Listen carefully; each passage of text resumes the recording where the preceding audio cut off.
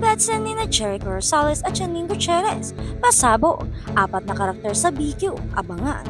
Kung bago ka lang sa channel na ito, huwag kalimutang mag-like, share, comment, and subscribe. Nakakuha ang drama thriller series ng ABS-CBN na Lavender Fields ng all-time high viewership record nang magtala ng 755,332 peak concurrent viewers. Ang episode nito last Friday, October 4. Ito ay matapos abangan ng mga manonood ang kahinatnan ni na Jasmine at matapos malaman ni Zandro ang kanyang tunay na pagkatao. Sunod-sunod na binasag ng serye ang viewership records nito nang makakuha ang episode noong Miyerkules, October 2 ng 657,514 views na nilampasan ang dati nitong record simula noong pagpapalabas ng pilot episode, habang ang episode nitong Huwebes, October 3 ay umabot sa 748,268 views. Patuloy na sinusubaybayan ng mga manunood ang Lavender Fields dahil sa pasabog ng mga revelasyon nito. Inamin na ni Aster Marcel Soriano ang kanyang tunay na intensyon sa pagtulong kay Jasmine. Pinaniniwalaan ni Aster na ang tatay ni Iris, Janine Gutierrez, na si Vittorio Ido Manzano ang nasa likod ng pagkawala ng kanyang anak na si Marigold. Samantala, humingi ng tulong si Jasmine kay Sandro na sa paghahanap ng kanyang anak.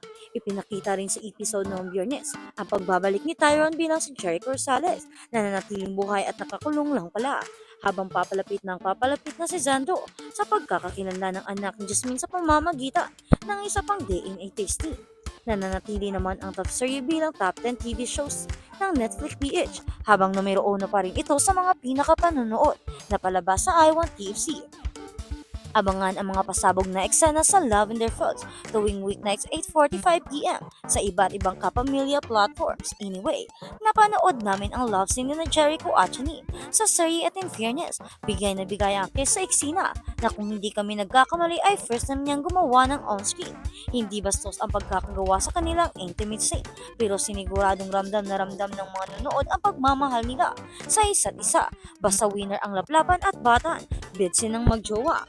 4 na karakter sa EPG's Batang Quiapo na pinagbibidahan ni Coco Martin ang nagpaalam na matapos ang sunod-sunod na pagsabong ng eksena nitong mga nagdaang episode. Sa latest episode ng serye, na corner na ni Ramon or Christopher De Leon si Don Facundo, Jaime Fabregas sa loob ng kampo nito. Binaril naman ni Olga Irma Adlawan, si Catherine Ara Davao, pati na rin si Bettina T.C. Thomas. Sinundan pa ito ng pagkamatay ni Marcelo Noni Boy Camino matapos makorner ni Ramon.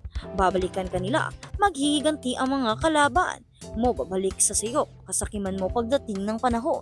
Ako mismo ang pasasalubong sa iyo sa impyerno, ang banta ni Marcelo kay Ramon bago malagutan ng hininga. Last week, pinalis na rin sa kwento ang